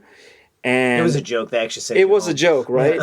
And you don't actually work. The next morning, so April 2nd, I woke up with chickenpox. Oh no! So I couldn't come to work for 2 weeks. So I came to Capcom for 1 day and I disappeared for 2 weeks. Wow. Like people were like, "Wasn't there like this gaijin that came here?" Like. I was super worried. I was so worried, like, this is going to ruin me. Like, people are going to be like, what the hell? You just came for 1 day and you disappeared. And as a matter of fact, I had to use all my holidays immediately for that. So, Still, chickenpox, pretty good excuse. Yeah, it's kind of hard to, unless you injected yourself with it to kind of plan for that. No, I did not. Also, if you went to work on April 1st and you had the chickenpox the next day, maybe you got it here. Maybe someone here had chickenpox. It is possible. You know? No, I actually, I know who. Inject it, right? Yeah, I did inject it. I actually know why I got it. A month earlier, since I had like 1 month gap from when I left Q Games to Capcom, I went back to Italy and I met with a bunch of friends that had kids. And one couple of friends' kids, they had chickenpox. Okay. So that's a pretty good indication of who might be at our the age, culprit. isn't it called shingles? Shingles? Yeah, see, chickenpox. That sounds so much Remember, as of 2008, Ricardo was just starting to learn English, so... Oh, no, I'm just wondering, because what happens is, actually, chickenpox, if you get it out later in life, it's actually worse. Because it's much more severe, isn't it? Yeah. Is it? Okay. Yeah. Well, more dangerous. At the time, my son was I already had a son. I think he was 1 year old. And my wife locked me, literally, she locked me in a room. I was not allowed to leave my room because she was afraid my son, being 1 year old, was not vaccinated yet. Right. So she did not allow me. She was literally it was like a prison. She was passing me food through a gap in the door. Yep. So fun times. I'm laughing, but that sounds terrible. Fun times, yes. Congratulations on the new job. Right. While I was Slop. treated this bad by my own wife and prisoned in my own house, I was terribly worrying that You'd company, lost your job. exactly, that the company would not accept me back for some reason. Like, what? Did you disappear in the second day? Right. So yeah. But then after that, eventually, my first real project was RE7 about almost a year later, actually. Right. I went through a bunch of titles that I'm not sure if I can talk about it because those titles were never released, but who knows, right?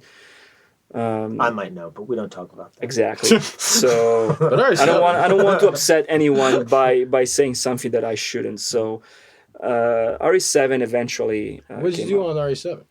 So on RE7, I was put on developing the workflow of the photogrammetry thing. Okay. The guy who built the photogrammetry studio, right? yes, he at the time, I was in the same team. He was my team leader. And since prior to Capcom, I've done a bunch of experiment on my own with photogrammetry just for fun. Wow. You did that render of Kyoto, right, with the Inari? The VR thing. I did, but that was, I can't remember the timeline. That was actually after. That was after. Yeah. If I recall prior correctly. to that, I've done my son's portrait, and by doing right. that, You showed that I've to me. built a wireframe armature to put his clothes in shape, and then I took pictures with one camera all around it to make photogrammetry in my house, and so because I already had a little bit of experience in photogrammetry, I was part of the very small team that developed there was tasked to develop the pipeline. the pipeline. Yeah, I helped building the first studio. If you back when they did the SEDEC presentation of the photogrammetry, I'm on one of those pictures with the other guys. We helped we built the studio. That was good. That was exciting because it was relatively new. Few studios already had that, but mainly like Hollywood studios, like gaming studio, were starting to learning about it.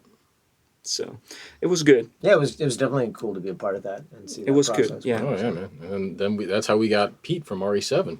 That's right. I was born. That's right. You were born. You were born thanks to Ricardo. At the age of 43 or 42. I don't remember how long. Like when you were scanned. Like what year was that? Oh, really early on, because I was on pretty early when you guys were doing the pipeline, or when we were working on the pipeline. So like 2014. I think so. Yeah, 14 or early 2014. Early 2014. Yeah, maybe, yeah. Very early. I remember. You're in the kitchen demo, right? I am in the kitchen demo. That's right. And I actually worked on the kitchen demo. I was in while RE7 was in development, they assembled a very small team of people. Since back then I shown my interest for VR, for some reason they put me in that team, and I worked on the lighting and few other stuff on that demo.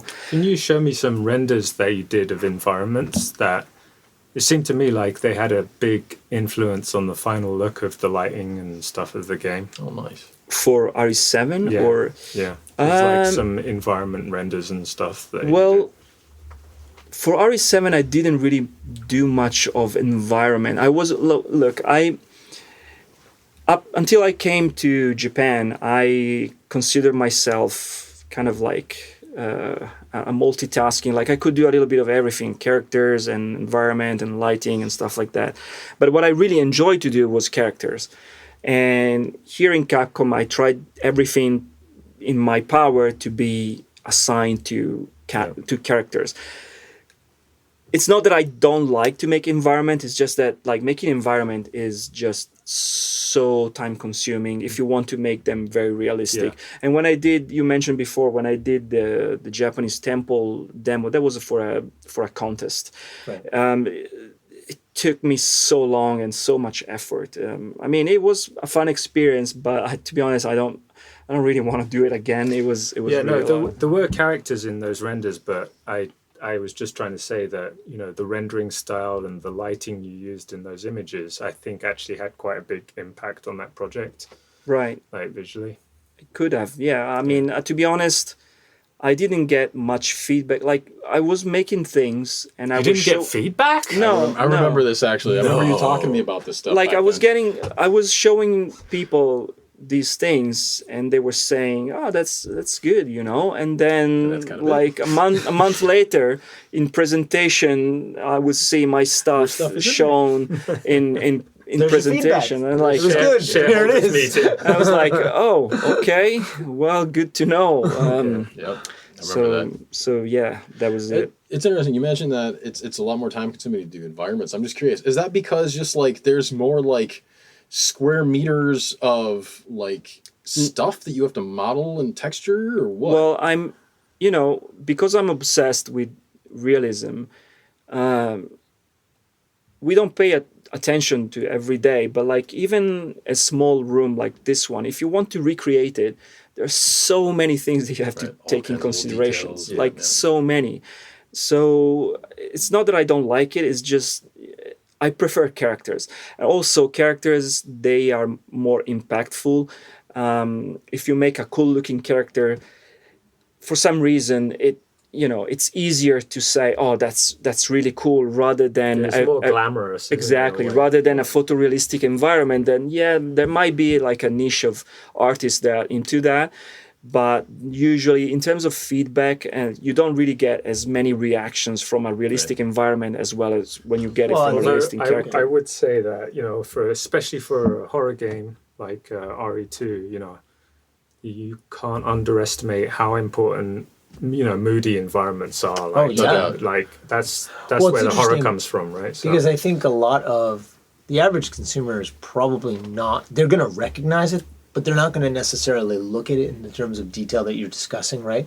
The zombies will stand out, or something like, let's say the monster, the creature will stand out. But it's really the environments will make it, right? The lighting and how it feels and how you're walking. It's one of those things that you're not going to necessarily call out how amazing it is, but if it didn't convince you on some level, then you'd actually call out how bad it was. Right. If you didn't say something about it, that means it did its job well, probably. Well, and I bet too, another reason that we all tend to feel like characters are kind of cool or whatever is also because, again, as humans, we can relate to humans, exactly, right? Exactly. And so just instinctively, right? Well, there's also the fact that if you're calling out characters specifically, you're going to be spending hours looking at them, right? Especially if it's a third-person game. Whereas the environment, you're going to walk through it. Some people are going to look, oh my God, this is amazing, and take the time to actually look through it and experience all of the details. Although something we have talked about in the past is that in a way, like especially in modern video game creation, the differentiation between characters and environments is a bit artificial, right? Because ultimately, they're the same thing, right?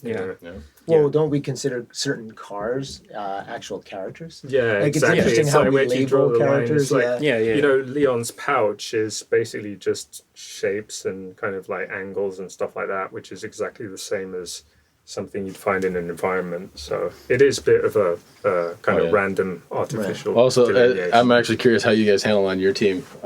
On Devil May Cry, we have the van, right?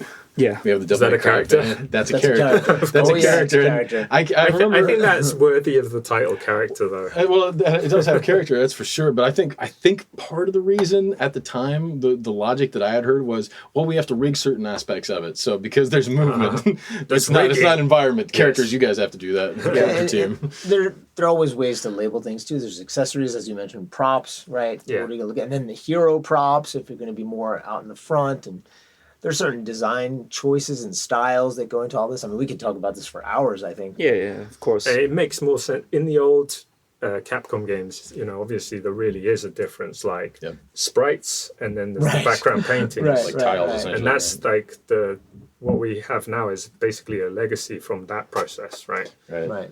I think I can't remember if we talked about this in the last one, but we have certain like Capcom terms, right? And so they call scroll. I heard that for the first time here. And you're like, what the hell's a scroll? Oh, it's the environment. Okay. No, because like I remembered from like some old Street Fighter games, and it had in the credits scroll. And I was like, what the fuck is that? Yeah, it's actually a scroll. They bring out papyrus. Yeah, exactly. But that was the backgrounds, right? Yep. Man, so true. But now this is great. Now we're kind of caught up to present day. So I mean, for both of you guys, then, I mean, how is it working on RE2? Yeah. Well, first of all, actually, congratulations again. Yeah. For winning Best of the Show at E3. Yep. How does the team feel? Like, what's the word on the street? Well, can I say? Yeah. Well, I am. Obviously, I'm very happy about it, but I was also very surprised. When you work on a project, you cannot see it with the same eyes as the person that sees it for the first time. Right. Especially, I mean, I cannot say that I'm not a Resident Evil fan. I am a Resident Evil fan in a way that I did play the original games back in 1998 or 1996 when they came out, Resident Evil 1 and 2. I enjoyed them, and that was about it. I am nowhere near the hardcore Resident Evil fans. I don't know much about the lore, etc. But I do understand the importance that this game has for a big amount of people. And being a part of this project is undescribable, is great. It's a great honor, and when also the game was shown for the first time after all that, that's true. Yeah. I was so nervous because, like, you know, it is a big change. I am browsing the net constantly, so I was on Reddit, I was on some forum, and the idea of what people were expecting, I knew that it was not what we were doing. So the reception of the game caught me completely off guard because, you know, I thought my idea was like, okay, we're going to show the game.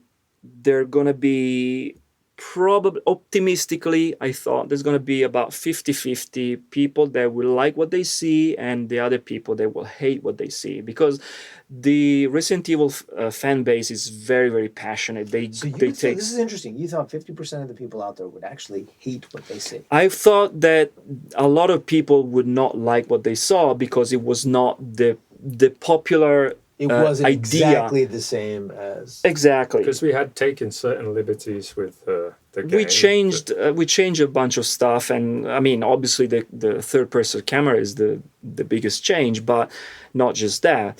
When you change the camera, you need to adjust the whole gameplay, and so we thought, you know, I mean, I thought there's gonna be a substantial backlash of people that doesn't like what we're doing, and that didn't. I mean, sure, some people didn't like it, but the vast majority of the comment that I read online were positive, and that caught me off guard. I have to say, it caught me off guard. And Jazz was, I mean, we work together, we talk all the time. I think we had pretty much the same expectations. So when the game was so well received, I think we both were surprised. Like we both knew that, you know, the team had put their all into it, and we were proud of the quality of what we were showing. But one thing you can never predict is how people will respond to certain decisions that you've made. Precisely. Not so much about, like, you know, a confidence thing in the product, but it's more like, you know, we've had to make hard decisions, and will people like them or not? And when the reaction became kind of clear after E3, we were super happy. It was great. It was like Christmas, but at the same time, it's kind of like that's really just the first step, you know. It's like you can do well at E3, but the proof is ultimately in the final product. Exactly. And to be honest, like your E3 reaction is just one indicator of the final product. So it's not like we've just started relaxing and we think that we're all the way there. So you basically saying peak and drag together. Yes, that's exactly what I'm saying. Well, to be honest, like to me, it's actually the opposite. Like now, because people like what they saw at D3, now we have there's to. More pressure. There is more pressure. Like we have to release a great game. We don't want people to be. Well, we're always aiming to release a great game. No, of course. But like we also recently we learned yesterday that we got some award. What was it? Yeah, so the Game Critics Award for E3, Best of E3. Right. That's what I'm talking about. That's what we're talking about. Right. And look, I feel you, man. Like, I was just as surprised that RA21, considering that. Considering how good DMC was. Exactly. How much better Matt DMC was waiting for this as the a whole game. time. I kept seeing it in his eyes. I was so Considering that true fans know that DMC is a better game than RA2. Well, not just true fans, just logical people. Just anyone. But, Why can't they both be good, Matt? Why can't they both be Look. What if Leon pulls your devil trigger? ooh, bang, bang, bang. Leon can pull my devil trigger, baby. Right? But I mean, also, the reason though, that, you know, RA2 won compared to DMC, part of that is because you didn't have a demo. I mean, it wasn't exactly. There was no demo for DMC, right? Clearly, that's the only reason. So the only reason that DMC didn't win is because it wasn't. It couldn't have been seriously considered. though. The hype was massive for the E3 for the DMC trailer, but the thing is, you don't have a playable demo. Right. How could it possibly get, you know? And so actually, accolade? what I want to say here actually is the DMC joke aside. The proof is in the pudding here. I mean, we're talking about, yes, like, okay, we need to put out a good game. But the reason that RE2 won this award is because people have played this game, right? And they've been convinced by the gameplay. Yeah, it's been great to see the really reactions, heartening honestly. thing is that they've a lot of them have actually played it for an hour, Yes. and they still think that it was the best of the show, and so that is a real honor to to just experience that positive reaction from the fans, and so like I said, I think we're on the right track. Yeah. I'm really confident that we're not going to disappoint the fans. I think we've got loads of cool surprises still in store for them. Even though they've played 1 hour, that's nothing compared to the final product, right? So we just have to make sure that get rid of those bugs, polish everything, and then get the experience right for everyone. They only played about 20 minutes. Well, I mean, some of them did, but then there was actually about an hour's worth of content if you added all the different branches together. So there was a lot of content shown. Yep. Look, I got to see them on the floor. So Yeah. it was really good to see the reaction. if there is something that I can add to this is like, I've been working in the gaming industry for 20 years. I started in 1998, and well, technically 1997, but okay, let's say 1998. Semantics. Semantics. No, because I have to live for a military service. Let's not go over there. But anyway, yeah, We skipped an interesting part here. no, it wasn't. Separate podcast. No, exactly. Yes. That's it. And in my 20 plus years of gaming experience, I can honestly, this is a 100% honest opinion, Resident Evil 2 is the best project I've ever worked on. Nice. Resident Evil 7 was a interesting project, and being my first Capcom game, obviously will always have like a special place in my heart. First. But in terms the of art direction on Resident Evil 2 is just so I mean, Exactly. the art direction is just something that I will never forget. I've heard Like, sublime. if I could smack meet, your lips together, right? Yeah. if I could meet the art director of Resident Evil 2, I would kiss him on the mouth. You don't want to do. You don't want to meet that guy. It's like, well, Do we know him? It's like your rule. If you don't want to meet your idols, trust me, you know? you wouldn't like would be it. disappointed. You said it before. Don't meet your idols, Yeah. right? Never meet your idols. Yeah. Exactly. No, seriously, the Resident Evil 2 is definitely the best project I've ever worked on, and we'll see. I mean, obviously, we still have a few months to fix the latest bugs and whatnot, but we both played it multiple times.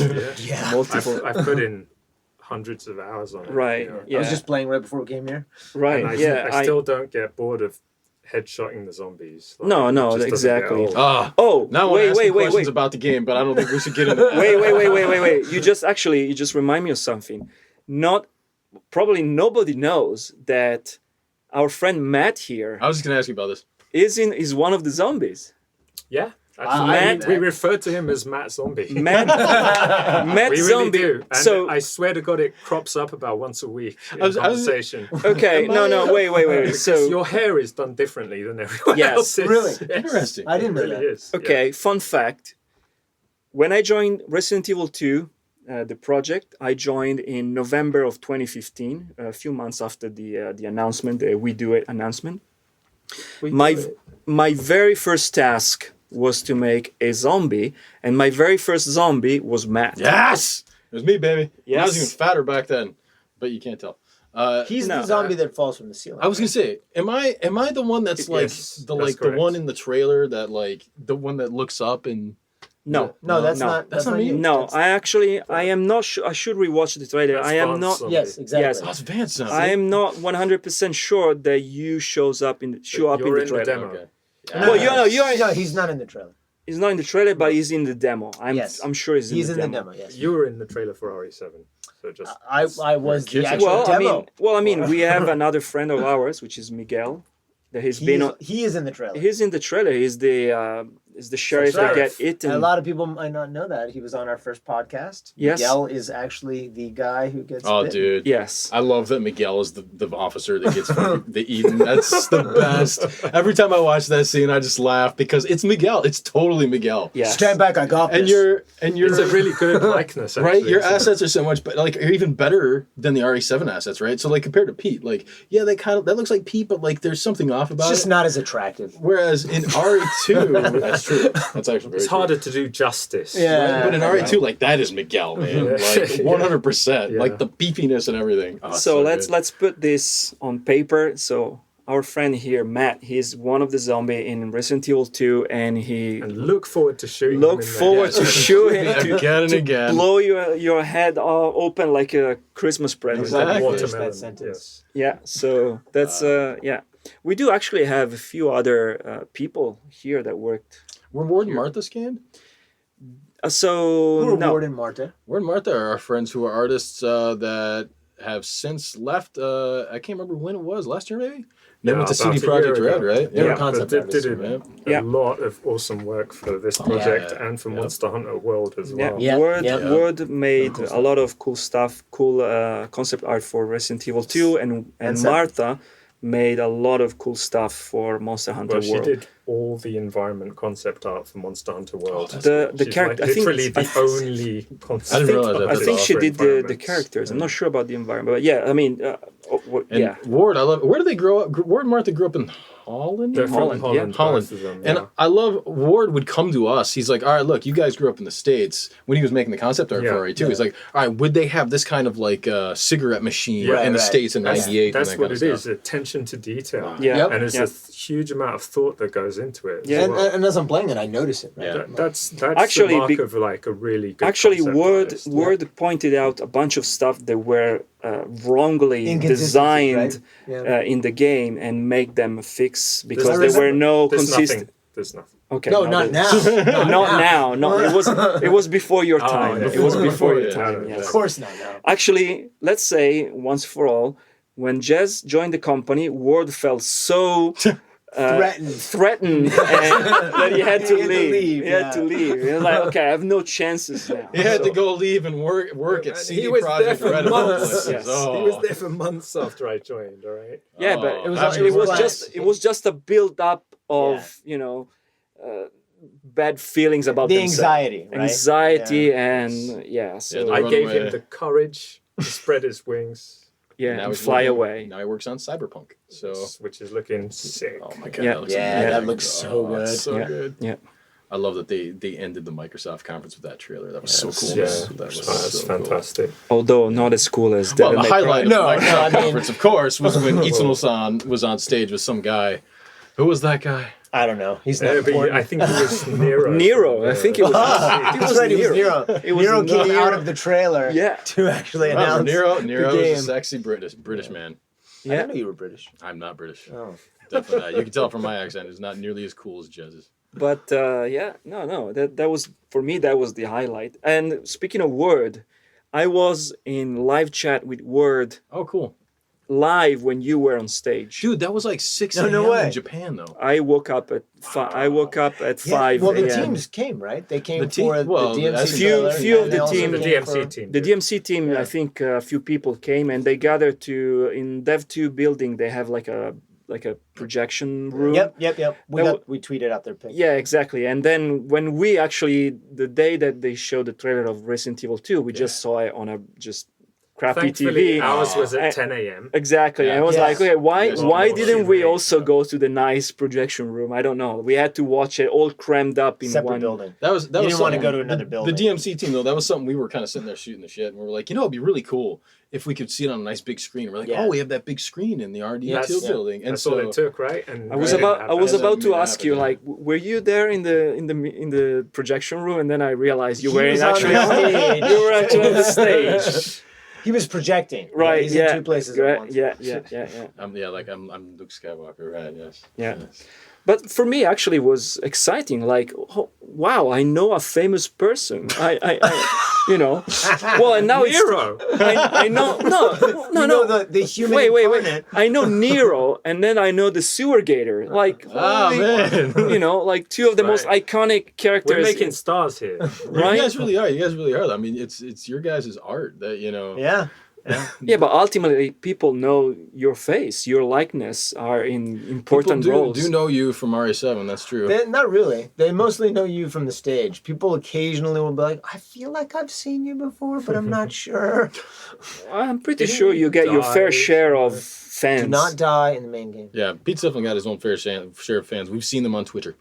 We have? You have fans on Twitter. I haven't seen them. All kinds of fans. No, that they're very nice people. Oh, no, it's great. But, dude, the RE2 reveal was one of the biggest moments of E3, you know? Were you in the audience? No, because... The way it was set up this year, we didn't really get to go there, so we were all kind of in remote locations. Just waiting for it and so to kind of drop. me and Itsuno, actually all of us, including Itsuno-san, we were all doing a signing that day. Yeah. At FanFest for that's Microsoft. cool. Yeah, so right during that presentation we were doing that. And then after that we went to an after party where we talked about it with him. Well, I mean, he was like, well, should we go to the, Sony event for the Resident Evil 2 reveal? And he was like, nah. Who cares about that? Autographs to sign. I mean, I've got fans to please. I mean, who you want to meet Nero. Who cares about that? I mean, when they have Nero here. But we kind of had a number of setups, like in our own booth at E3, where we can go and watch. But yeah, we didn't actually go to the conference.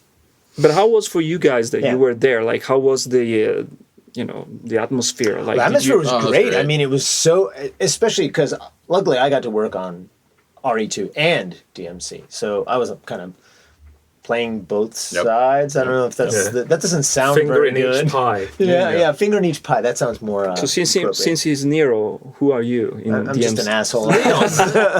Yeah, there you go. Leon. Okay, sure, I'm Leon. Or No, I was I'll be talking Leon. about DMC5. Maybe he's Dante. I could be Dante. Sure. Yeah, He's there old. you go. Yeah, there you go. Yeah. Old or Dante, or right? Dante.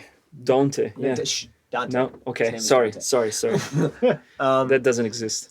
But, The internet is a place. Yeah. But no, it was great because we'd be on the DMC side and the fans were just loving it, and it was really. I'm not just saying this because I work. It was so great to be engaged with them. Right, we got to do Fan Fest, which is where we got to actually go on a little stage at Microsoft and talk to the fans, kind of explain a bit about the costume for Nero, Design and his final render. Yeah, you were wearing it, yeah? Yeah, that's right. Matt got to do Mixer event. He was on stage. And then for RE2, I got to actually do a panel where I talked about it. And then I actually got to be on the floor, the show floor, and see the fans come in and play. I mean, it was super, like... That must have been cool. Yeah, I mean, it really energizes you, right? You see that and you're super I was energized and I was just watching YouTube. So right? It must have been but awesome. being there is just the whole time you're on a high, and it's great talking to them. And for me, it's all about getting that engagement because I think that's really important true, for us and also important. Well, I mean, hopefully to them. I am sad that I couldn't go. Oh wait, is that coughing? Wait, is that directed at me? No. But that's I'm not your boss, man. That's one of the things that we're just talking about is we want to. I mean, that's one of the reasons we do the podcast too. Is we want to try to bring the devs and the creators closer to everybody else, and so that you guys and I don't know if you guys have heard this story, but one of my biggest inspirations was during GDC this year. We brought Tokuda-san, the director of Monster Hunter World. Oh, that was awesome! And we had this great discussion with this wonderful journalist named Kat Bailey. And she was just so excited to talk to the director of Monster Hunter World. He was so excited to talk to her. And especially given that for World, one of his biggest goals was to try to make something that like people that haven't been into Monster Hunter before and people from the West would be able to get into. Yeah. And it was this great thing to have them interact. And but not only her, but afterwards, we talked to other developers, and it's very rare that a Japanese developer gets to have that opportunity, right? So I think it's really good that you guys are doing this podcast because, as a Capcom fan myself, like sometimes you wish that, you could hear directly from the creators and any opportunity to get more, hear more from those creators is like, it's great. It's like gold dust as well. So. I mean, to be fair, Japanese developers are kind of like hard to reach for a Western audience because there hasn't been... The thing is, it doesn't have to be that way. No, it's not like they're, intentionally standoffish. It's basically just the language barrier and stuff. And all it takes is, some people to get over that language barrier. That's why having a chance like doing this podcast right now is one step closer to filling that gap between the fans and at least for Capcom, the Japanese side of Capcom, because not many Japanese companies do this. Yeah. I mean, look, we're nothing without our creators, and I think it's great for you guys to get your voice out there, and I'm hoping, and I think it's true, that the fans want to hear from you guys. Yep. So for us, this is kind of a no-brainer. I wanted to do this for a long time. Matt and I, years. You know, we've been wanting to do this for years, and we've talked about it, and finally now as producers we get to have the opportunity to do that. And it's pretty fantastic. I hope it continues. Yeah, I mean, there's loads of people on our team that I'm sure the fans would love to hear from. Like, there's like a few people that I work with every day that were on the original game. Yep, like Ampo-san, right? You know, like Ampo-san, who's my boss, who was actually a designer on the original game. And you know, there's the director, there's the other AD. Just a bunch of Takuma-san wasn't on the original game, but he's been in the company for like 21 years. Yeah. He worked on Warzord, which is also called Red Earth, which is like the fanboy in me is just can't believe every day that I go into work and sit down next to the guy who did a bunch of sprites for Warzord. It's really insane. Well, so I'm sure that there's plenty of other fans out there just like me who want to hear from these guys. Yep. So. Exactly. Matt, I guess I'm going to say it. We're going to have to commit, but I guess we're going to have to get to doing that video series. Yeah. I mean, I guess we can kind of address the elephant in the room. Yeah, we've been doing these podcasts with basically expats and people that speak English. Right. Yeah. Right. Because you kind of have to.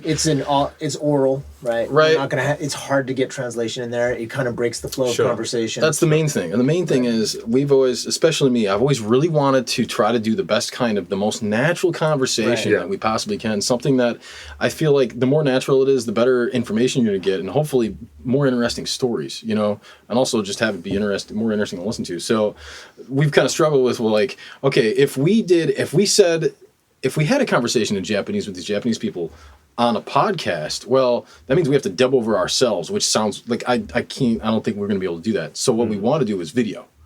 What we want to do is have video where it's us sitting down with Japanese devs and we subtitle it. That way we can have all these discussions like as much as we want with the most natural flow possible, and we don't have to worry about any kind of weird interpretation stuff. I think that would be received really well. That's awesome. Something that we plan on doing. Unfortunately, they have to see our faces, but you know. I'll wear a Nero mask. Well, I mean, you can wear masks. I mean, especially now that it's so common and well accepted to have video journal on YouTube, like vlogs and stuff like that. It would be really cool. Having said this, we do have our day jobs as well, so this is something we definitely want to get into. Yeah. And we're hoping to get, I mean, to be quite frank, we have to make sure that this podcast gets really off the ground. This is only our third one in, and we have to make sure that there's really user engagement and there's a fan base there. And if they want it, then that's something that we can look into in terms of moving forward. But ultimately, we're focusing on this first, and then we want to get into the video series because we do want to focus on. We're a Japanese company, right? So there's some legendary people here, but they only speak Japanese. Yeah. All right. Well. Yeah.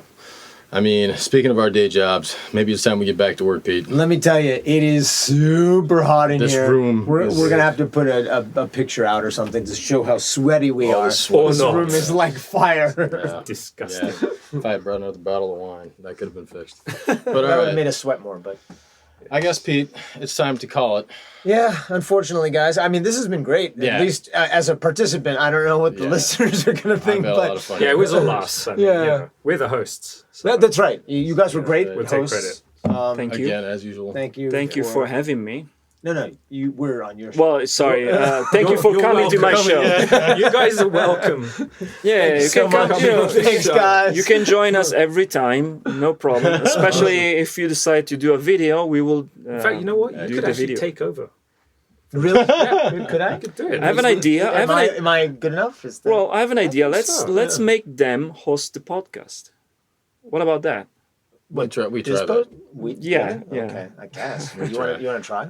Yeah, let's try. It's really risky. It is risky. Actually, it is. Putting me ahead of anything is risky.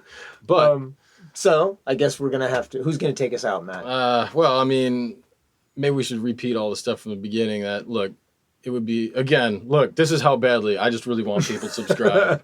I just so badly to subscribe and tell your friends about us. To be fair, most people, at least from the data we've gotten, most people who listen do subscribe, which is pretty awesome. Yep. So maybe it's a moot point. Share the podcast, get the word out if you can, because the more people that listen, the more we know that people want to hear more, and the more content we can put out. You know, and feedback to us on Twitter at dev1_official _, Matt.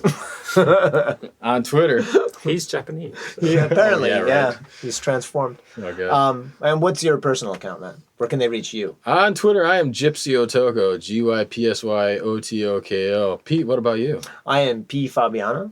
That's P, and then an F, and then an A, BIANO. All right, how about you guys? You guys have any social media presence? Yeah, I've got a LinkedIn. I'm not really big on social media. You probably don't want people there unless you want to get recruited. Yeah. Don't recruit him. He's ours. Yes. I don't have Twitter, and my Facebook account is only used for shady stuff, so I'm not confident of revealing it. So just reach out to us, and we'll not give him the message. There you go. Yes. All right. Well, I guess it's that time then. All right. Take us out with some music.